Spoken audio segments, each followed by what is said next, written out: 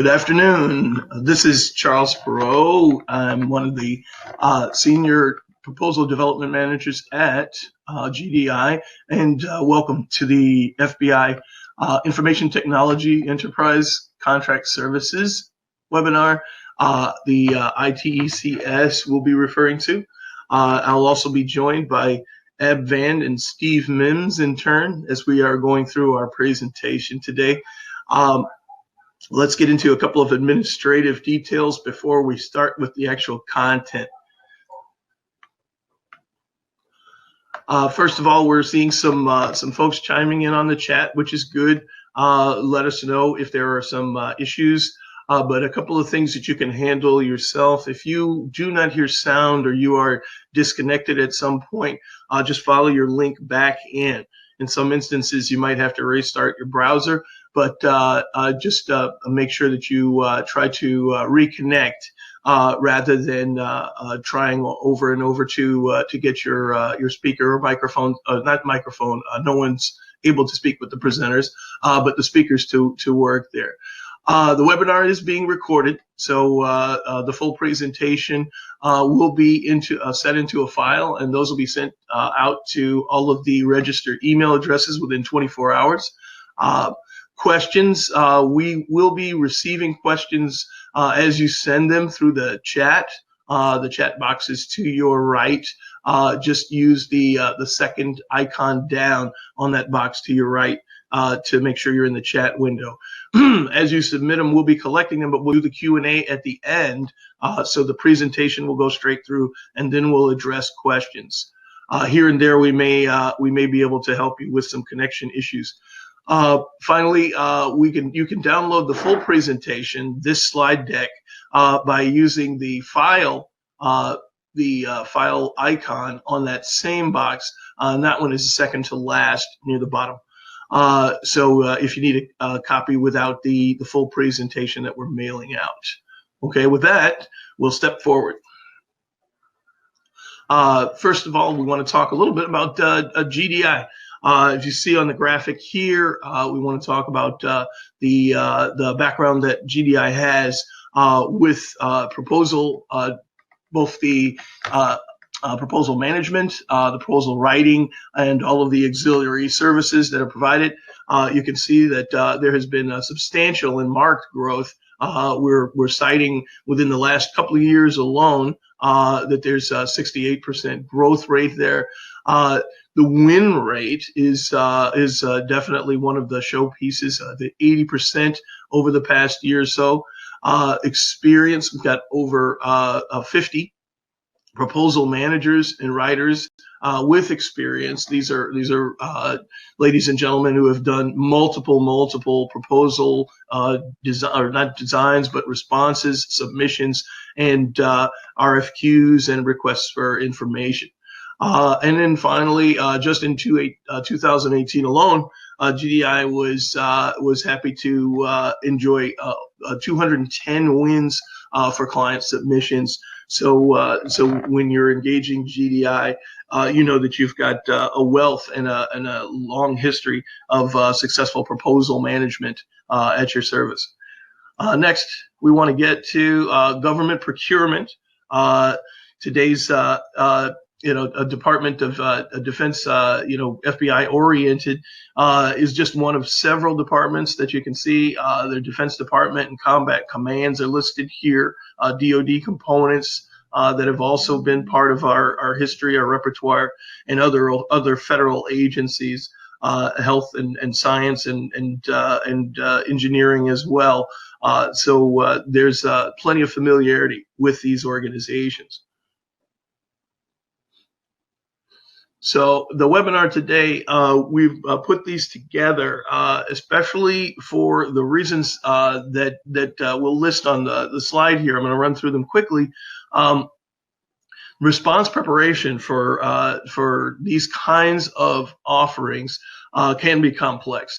We've got a self-scoring system involved here, and those are relatively new but becoming more popular. Companies aren't sure about the scoring and how to maximize the scores. So we want to talk a little bit about how those are addressed and how those can be explored, and how some of your options can be tweaked to address those. Excuse me, the proposal development itself has many unknowns in terms of the specifics. A lot of very stringent requirements related to not just scoring, but the support of those scores. And in GDI itself, why come with GDI through this process? Because of the experience that I was mentioning before. For example, the 8 wins on the original Oasis small business, 2 wins on the unrestricted. Also on HCATS, there were 5 wins for clients for those offerings, 6 wins on Alliance, and 1 on the NavAir PMCSS. So our scoring matrix, our experience is to put together a scoring matrix that allows us to investigate and explore and work on those scores that you have before submission to gauge your win probability and maximize what it is that you're presenting and what you're supporting. Let's take it from here. I'll probably you're disconnected. I'll go to this is Advent. I will explain the outline of the webinar that Charles was going to explain, and then Steve will take over. We're going to cover the ITECS BPA general information, the categories or service areas regarding this ITECS, and then the minimum requirements. From there, we'll go to the self-scoring that is specific to ITECS. We'll discuss what can go wrong, what your win strategy should work on, and then how to maximize your score. And then at the end, we'll have a Q&A session. If this takes a little bit longer than an hour, do remember that, and you can't stay for the Q&A, do remember that this is being recorded, so you can listen to it later. So, Steve, please take over. So to go over the highlights of the FBI ITECS BPA, the draft RFQ was released on May 1. Its due dates in 2 months of GSA Schedule 70. It includes a base year and 4 option years. And there has been some talk about on-ramping and off-ramping. So we'll have to wait to see the final RFP before we know totally what's going on there. And it will be a multiple award BPA.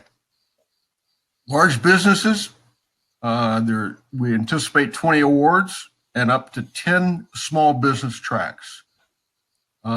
Services will be performed at the Northern Virginia area, Pocatello, Idaho, great place in the wintertime, Huntsville, Alabama, and Clarksburg, West Virginia.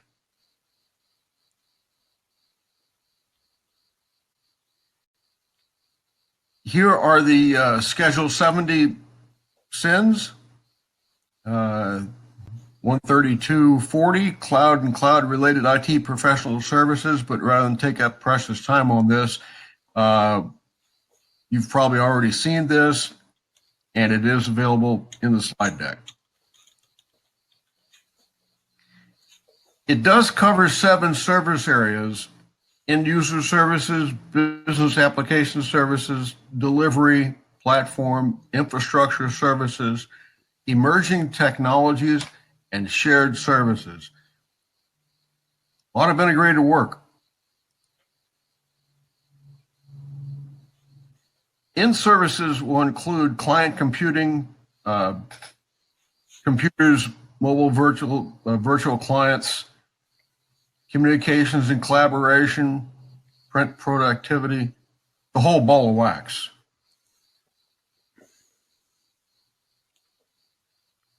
Business application services, just what you would expect to see in a large IDIQ like this.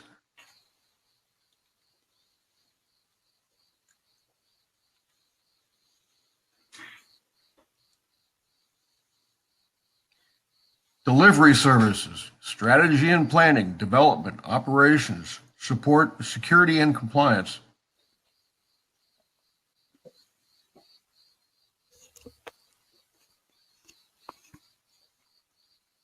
Platform services and infrastructure services, It's all pretty self-explanatory until you get in and have to write how you're going to do it. Emerging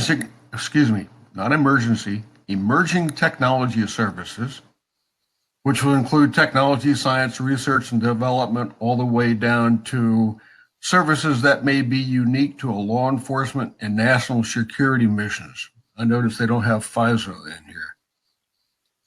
Shared services at the sole discretion of the government for any task. Broad enough you can drive a submarine through it. Okay, thank you, Steve. This is Aband. I head our capture and proposal development department, and we do a lot of self-scoring systems, so we are adapt with this kind of proposal. And I'm going to go through the process for this specific FBI bid. First, let's review some of the minimum requirements that might actually put some of you off, because it actually removes some people from competition. First of all of the information, including the relevant experience that they're looking for, must come from the prime. Put it in other words, no subcontractor related relevant experience is accepted. In other words, partnering in this RFP is no use. You don't get any score for it. You can partner for future execution of the project, perhaps, but as far as winning this bid is concerned, partnering has no use. Now, that might be something that, as we will go on, you will see that they're asking for a lot from just one company, especially small businesses. So that might be something that we can discuss with the government in the upcoming industry meetings. For small businesses, they must be small under 541611, in other words, under $15 million, or under 500 employee count. Another factor is top secret facility clearance. You need to have that. You need to have that with and submit it with your proposal. So that is something to discuss and be aware of.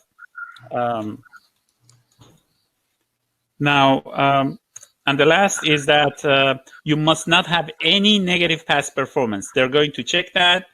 And if you have any negative past performance, not necessarily the ones that you have submitted, the projects, they're going to check your entire portfolio of projects performed.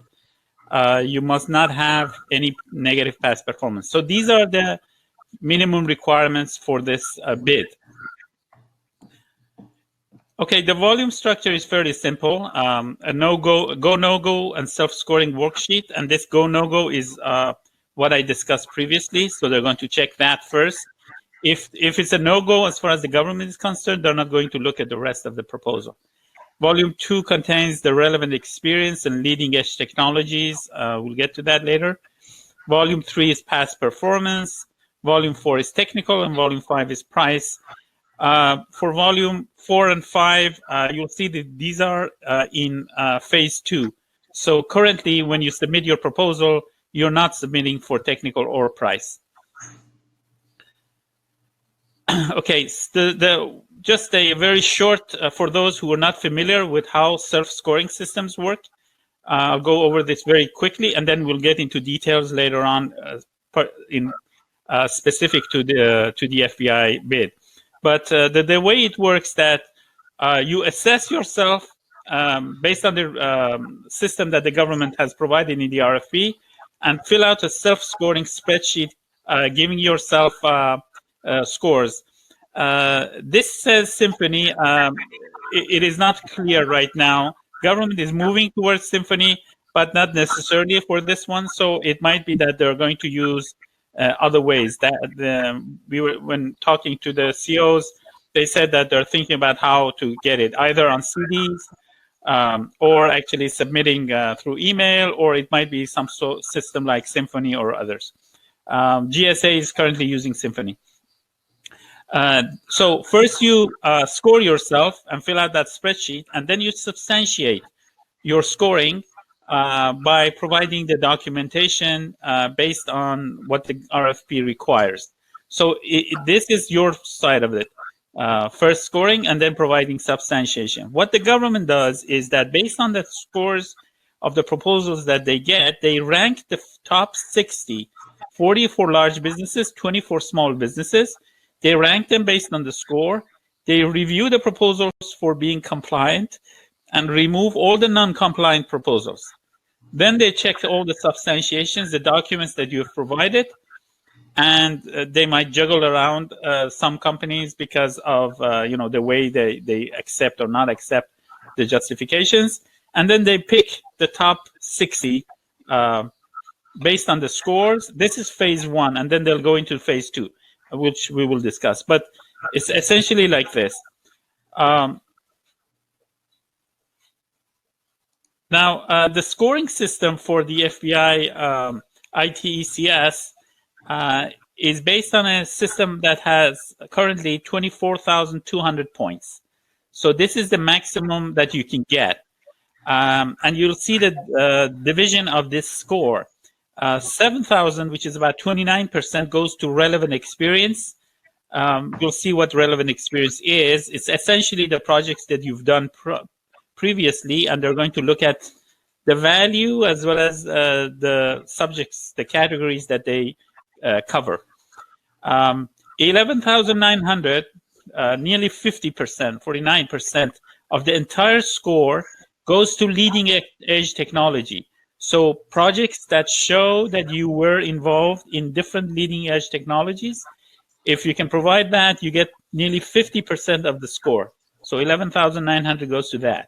Past performance, just 300 points. And that you get, you don't provide any documentation for it, you get it. Unless the government goes and checks and sees that you have adverse past performance, in which case they will disqualify you. So it's a little bit strange that you actually get 300 points, as if you should get it anyways, because if you don't get it, you're disqualified anyways. And then certifications, things like CMMI in different levels. Go here, you get 5,000 points, which is 21%.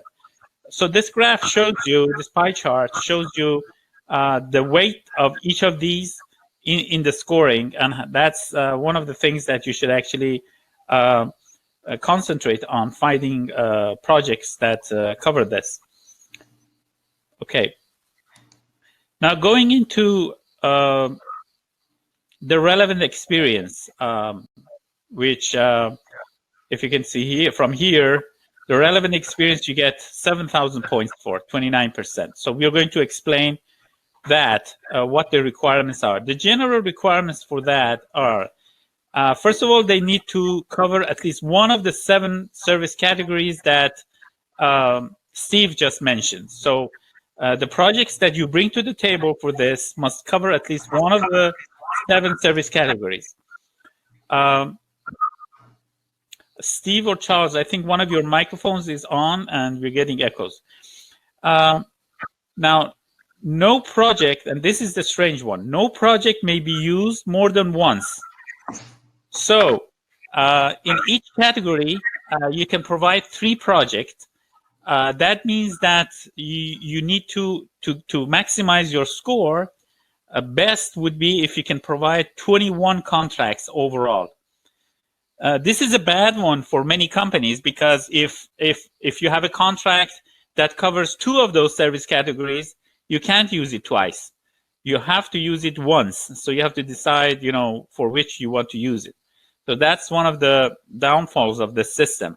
You have to have a separate contract, at least what the RFP says so far. They might change it because this is the draft RFP, of course.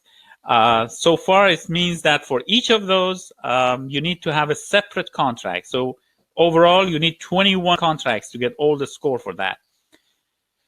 And then each project must have been completed within the last 3 years from the offer due date, or be ongoing for at least 1 year of performance. So if it's ongoing, it needs to have at least 1 year of performance. You can't use a project that you got 2-3 months ago. However, there is an exception if it has less than a 1 year performance, but you have an interim or final CPARs for it, that's acceptable. Also the value. Okay, this value for large businesses, the minimum value of the projects, those 21 projects, is $5 million. For small businesses, it's $500,000. So any projects less than that cannot be used. And when we say 5 million, and pay attention here, $5 million and $500,000 is the obligated amount. So if you have a project that has $20 million value, but only $200,000 has been obligated, you can't use that. You're not allowed to use that. Only the exercised or obligated value must be over 5 million or over 500,000 for small businesses. So be careful of that. Okay, how is the scoring? The score is split between two sections. First, how much you cover those 7 areas. You get 4,200 points for that. You can provide 3 projects for each of the 7 categories, 7 service areas.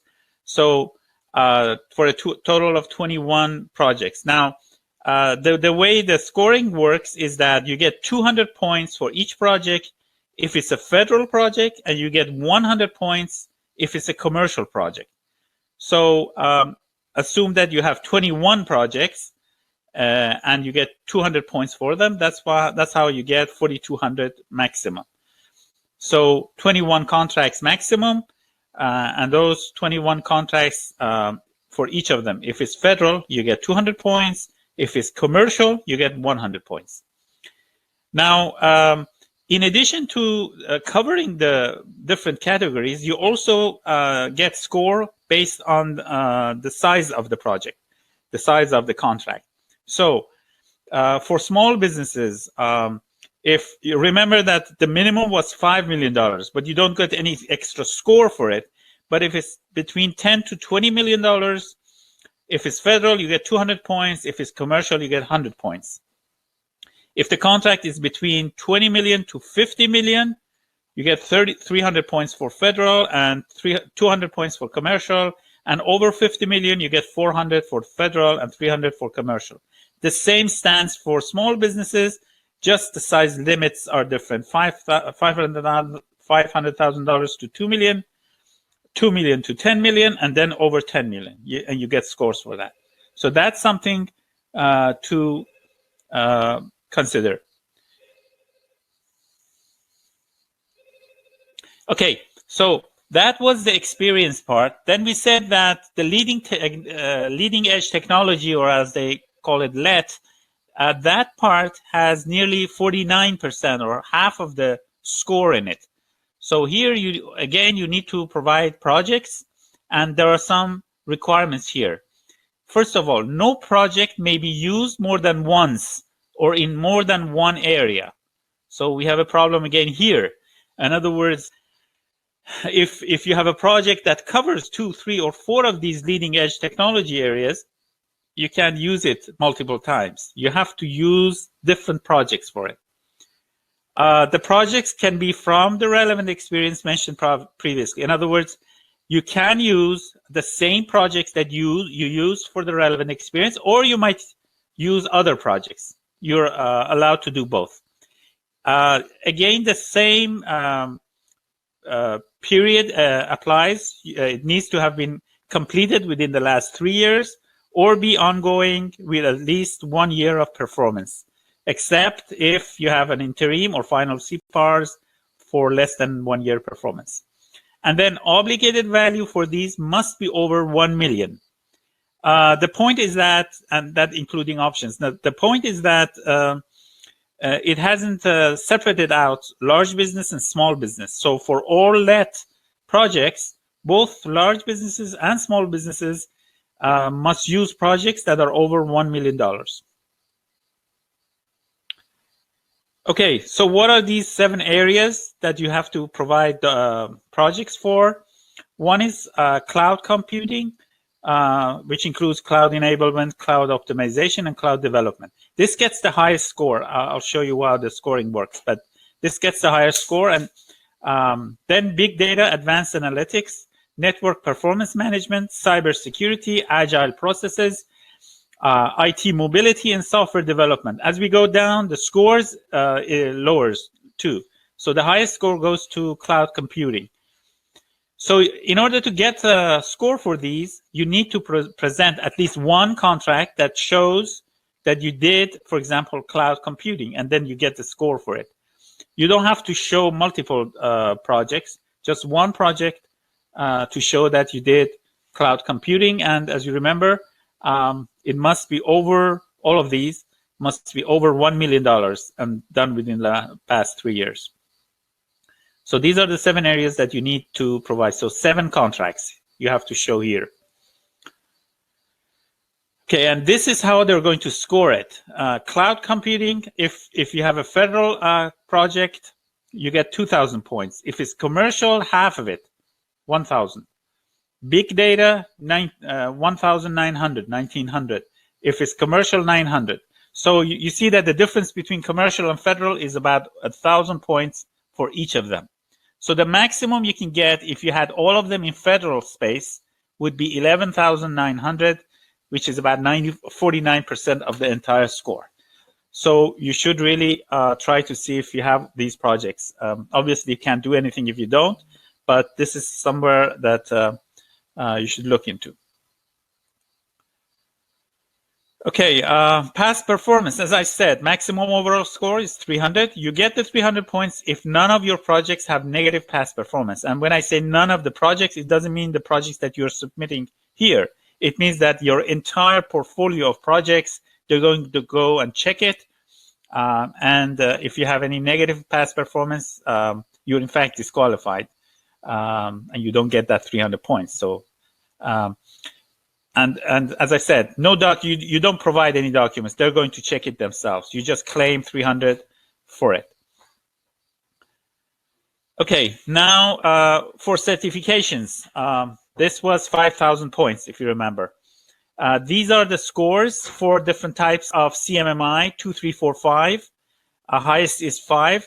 Of course, you can't claim for all of them if you have 5. So if you have CMMI 5, you just get 2,000 points. It doesn't mean that you add up all these. So the total for this CMMI ISOs, 3 types of ISOs, comes to 5,000. Now, there is a catch in the RFP. That perhaps this is one of the questions that needs to be asked from the FBI contracting officer, is that in the RFP, it mentions getting scores for top secret facility clearance. In addition to being a go, no-go, it seems that they've put something about getting a score for it, which is strange, because if it's a go, no-go, then you don't get, what's the point of getting a score for it? But anyways, that's something that needs to be asked. Probably they have to remove that sentence there. Okay, how is the evaluation process going to be? They're going to do it in 2 phases. In phase 1, after you self-score yourself and go submit it, they're going to pick the top 40 large businesses and the top 20 small businesses. That's twice the amount of the companies that they're going to award at the end. So because they're going to award 20 large businesses and 10 small businesses. They're going to pick the top 40 for small businesses, 40 for large businesses, 20 for small businesses. And they sort, and then they're going to remove those that fail. For example, fail the go, no-go, are non-compliant. This is important. I'll get to that. Compliance is very important, or have negative past performance.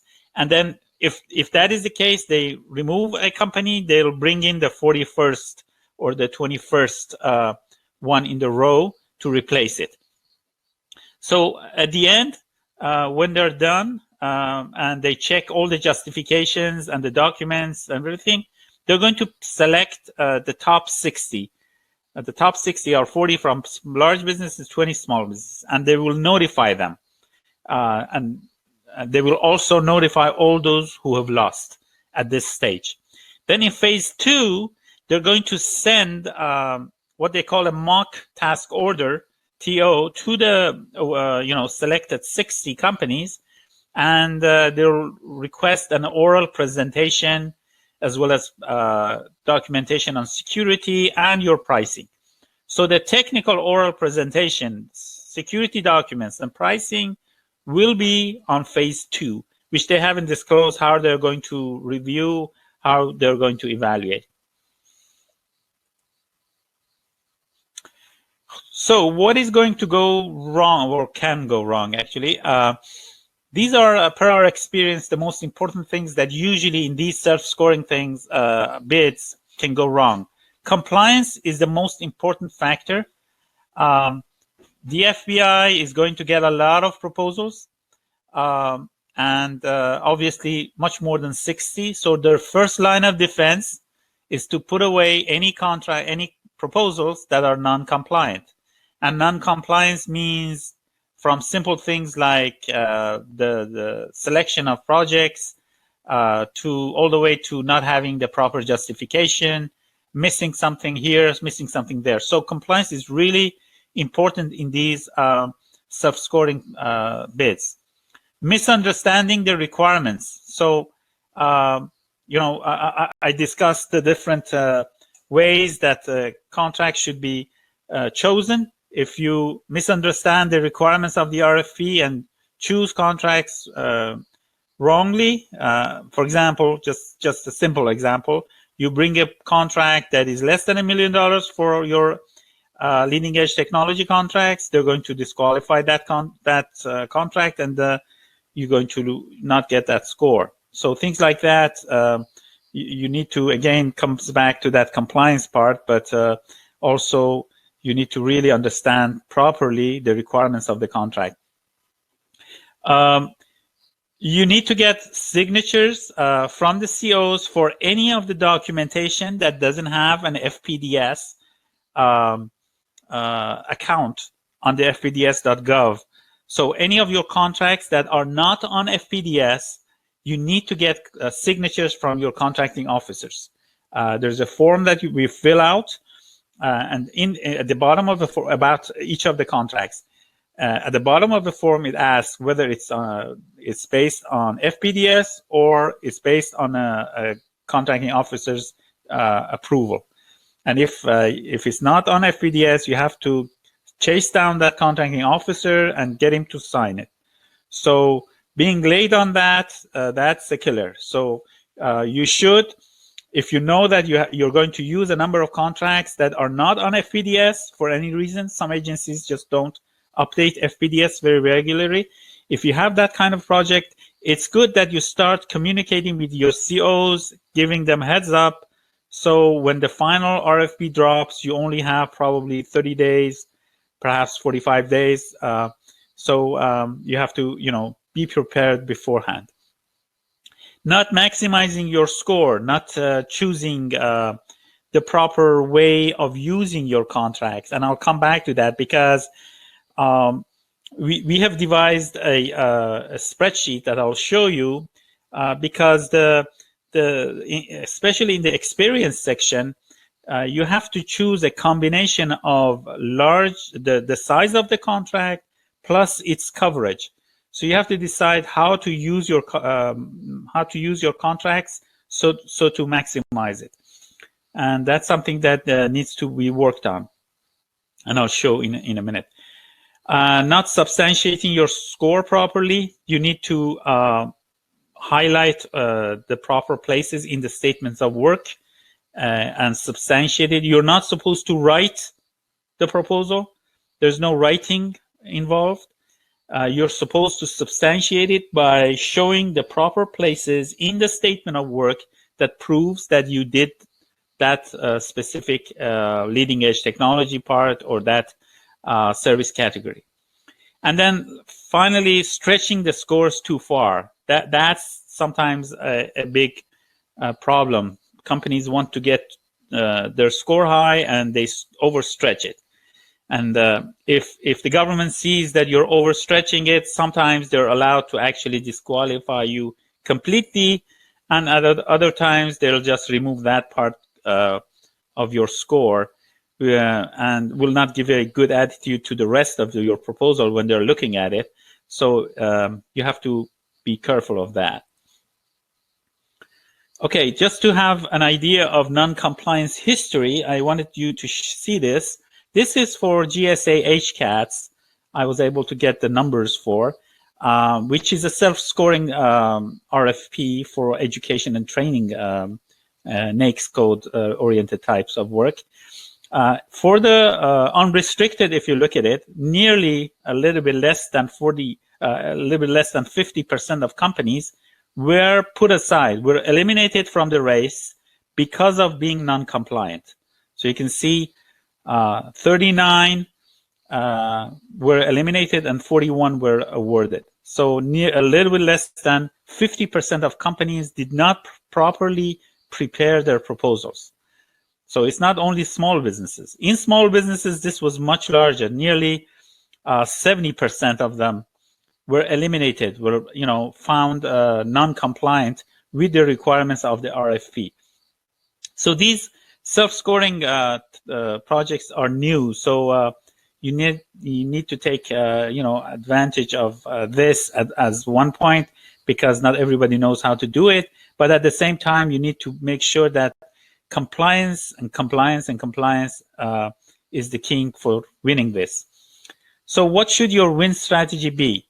First of all, as we covered it, the LET, the leading edge technology projects, is the king. 50% of your score comes from that. So those companies who are focused on only one area, they're going to suffer on this.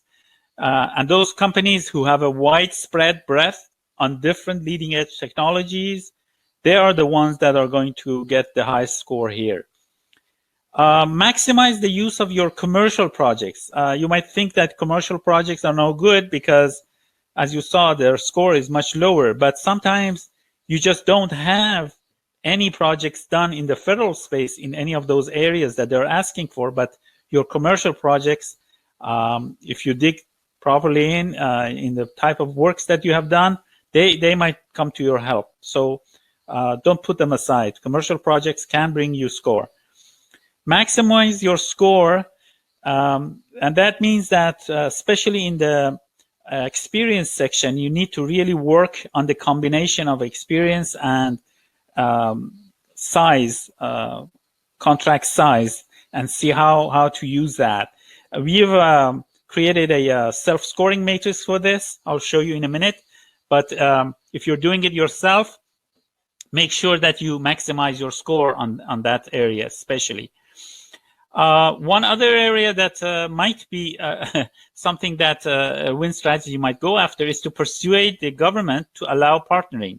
Because right now, the way this is written, only very wide range breadth companies that have done a lot of LET work in different areas with a lot of contracts, say 21 contracts, over 5 million for large businesses and over $500,000, they can get the contract. So it might be that I know that the FBI wanted to pick a company that can do all sorts of work for them, and perhaps that's the reason they've devised it this way. But they might also be, if you talk to them with regards to allowing partnering, that's something that might come up. Compliance, again, check, think, and eat compliance. It's really important. You don't want to be put aside for very simple, rudimentary mistakes when you have that score that you can come up. And then if you haven't done this kind of self-scoring system before, our suggestion is that you outsource it to companies who've done it before. Okay, now I wanted to discuss that maximizing your score, because we've devised a system, a self-scoring matrix, that based on that you can actually understand, first of all the points, gauge your chances, and then ensure that you're compliant and maximize your score. So I'm going to show that in a minute. I'll have to share my screen. 1 minute, please.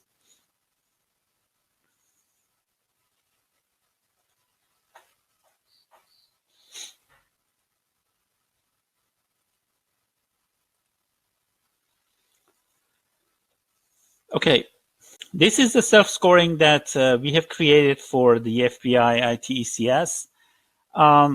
Each of these rows is one of your contracts. We'll plug them in, and the first thing it tells us is whether the project is compliant or not. For example, this CMS project started on 1st of September 2018. So it doesn't have a 1-year performance. It's ongoing.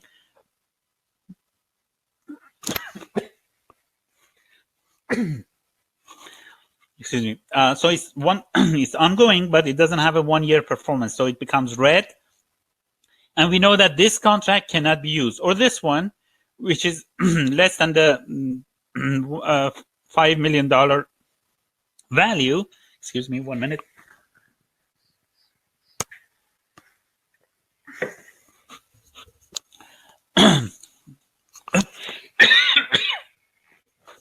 Probably talk too much. Okay, so this matrix is for large businesses. We have a similar one for small businesses too, but since this is for large businesses and the minimum contract amount should be $5 million, this becomes red, and we know that again this contract cannot be used. Now this formula, this big formula here that I can show you how it works. This is the formula that goes into there. This calculates automatically the final score that this contract gets based on the different areas, categories, as well as the size limits that the government has provided. So once we put a 1 here, it's between $10 to $20 million. So we know that this automatically calculates the score based on the size limit as well as the categories that it covers. So this works for the entire contracts that you might have, and this way you'll know what the maximum score each contract can bring. And if you have a selection, first of all, you can select which contract to use, and also this tells you how to select for those contracts that have multiple categories, that cover multiple categories, depending on which categories you also cover with other contracts. This tells you what combination to actually pick from so that you have the maximum score. We've created the same thing for other things. The LAT, I'll show, this is for the LAT set that we use and the scores that they get, and it's automatically calculated again based on whether it's federal or commercial. So when you plug in the scores, it gives you the final score, and we have the same for certificates.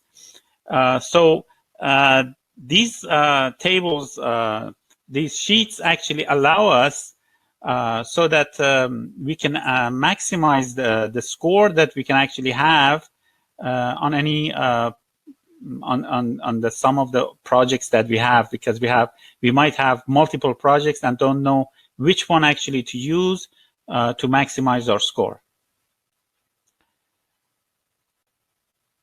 Okay, so the services that we provide, just to end this and go into the question answer period, we do both full proposal development as well as review and editing. Of course, we provide free consultation, but if you're doing the proposal yourself in-house, we can do review for you, and we do a number of 2 rounds of compliancy checks and score optimization checks. We check to make sure that your score are proper and all the forms are in place.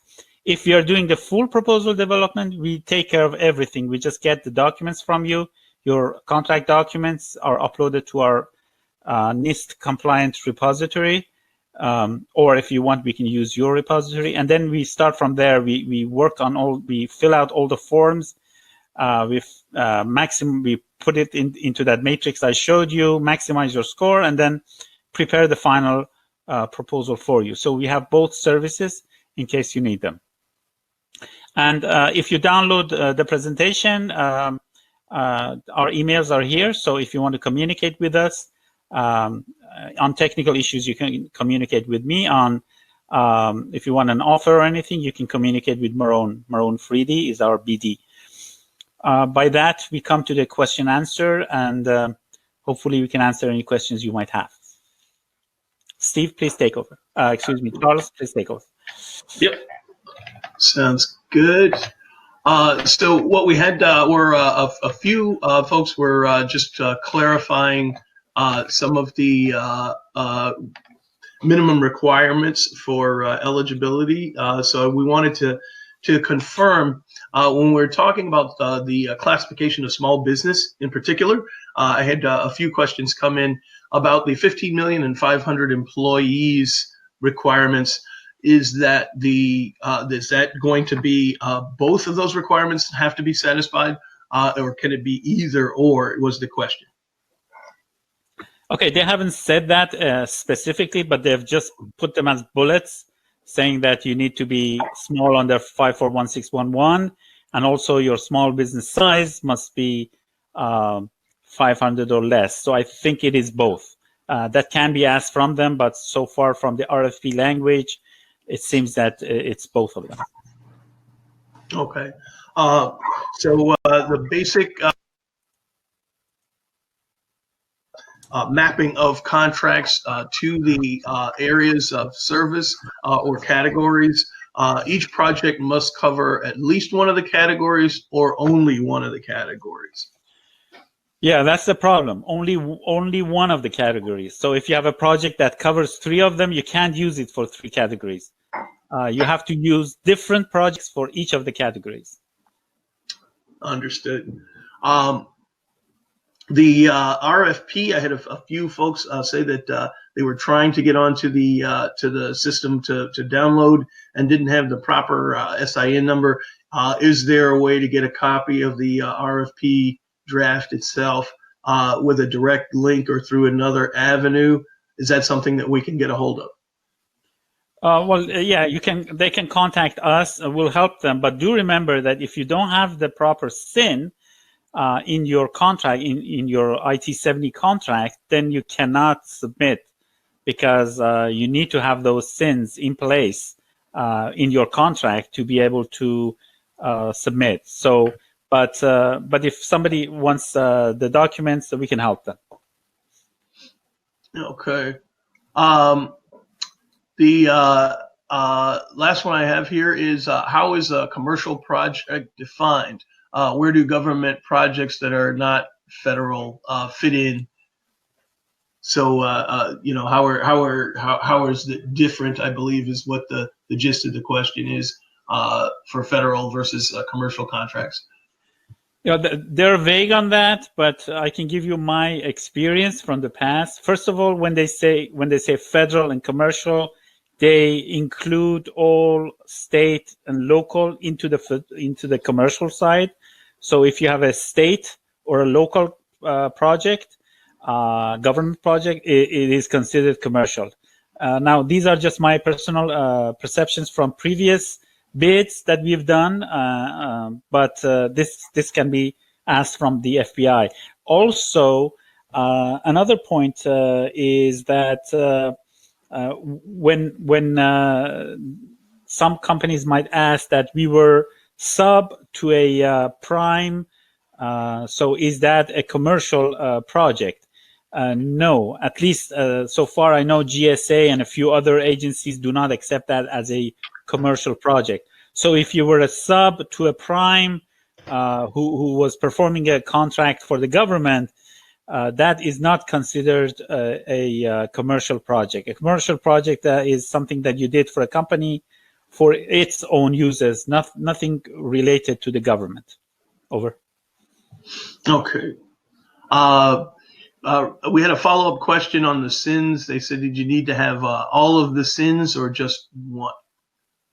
No, just one. So far, it seems that as far as being able to submit your offer, if you have any one of them, you can submit your offer. Got you. Also, we had a question about about partnering. This is to confirm that they're not embracing or encouraging the partnering angle like some offerings. About the existence of CTAs, is that mentioned at all? Exactly. They have very specifically said that all of the projects must come from the offerer and nothing from the subs. So that's very specific from them. Unless they change that language, there's no sense in actually partnering with companies. All right. And this one, it says key areas. I'm not sure about this one. Please, I believe this is someone whose last name is Krish. Something about unbundling the government task order to identify the key areas for scoring automatically. You might want to clarify that question if you can send that in and you're still online. It sounds like a good question, but it's not clear. That's what I have so far. Again, for your subcontractor question, being a sub on a government prime is not considered an allowed contract.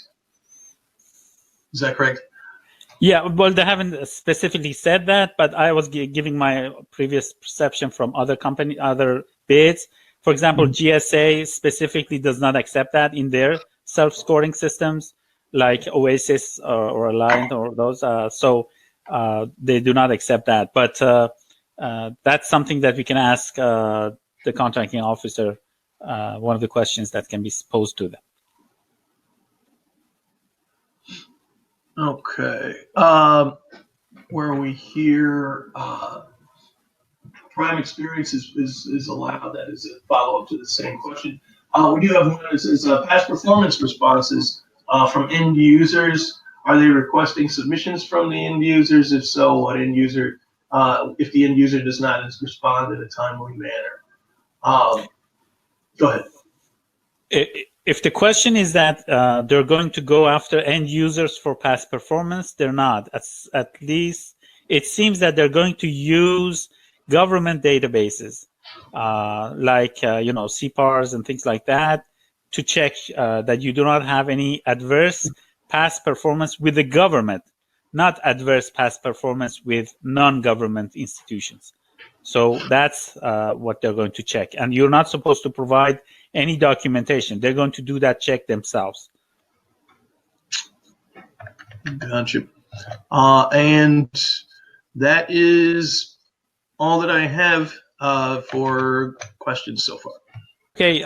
I wanted to thank everyone. Again, as Charles said, this has been recorded, and the recording will be sent to all those who have registered within 24 hours. If by any chance you don't receive it, let us know. I will keep the webinar open so you can download the slides if you have not so far. And our emails are in there so you can communicate with us in case you don't get the replay. Thank you everyone for attending this webinar, and we look forward to seeing you on our future webinars as well.